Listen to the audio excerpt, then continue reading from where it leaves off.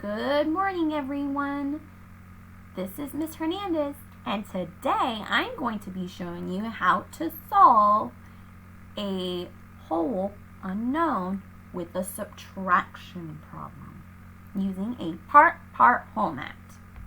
So, if you watched the addition videos, you noticed that the parts are at the beginning and the whole is at the end.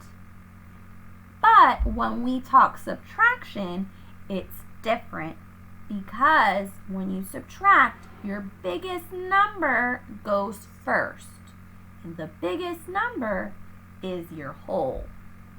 So, here we've got a question mark because we have no idea what goes there. Okay? And this is a subtraction problem. So this is our whole, this is our part, and this is our part. Okay? So you're going to take your question mark because we're going to start setting up our board. Our whole is unknown. Okay? Then we have one part that's 6, and our other part is 8. Together, 6 and 8 are going to make whatever this whole is. Okay, so let's start adding on our manipulatives, or some of you like to call them counters. Our first part is 6, 2, 4, 6, and our second part is 8, 2, 4, 6, 8. Now we all know what to do next. We bring both of our parts down to our whole, and this will give us our whole. Okay? So this is 2, 4, 6, 8, 10, 12, 14.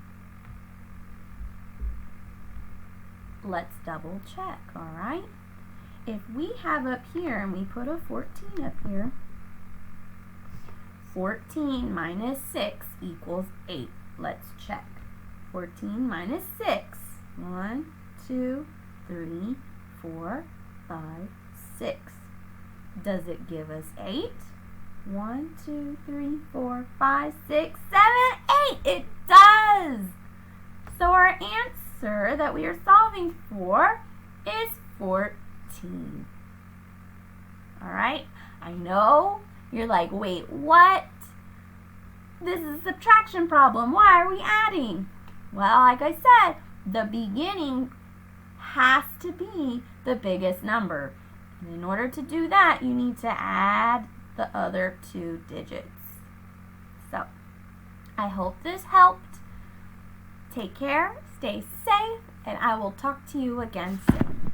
Bye!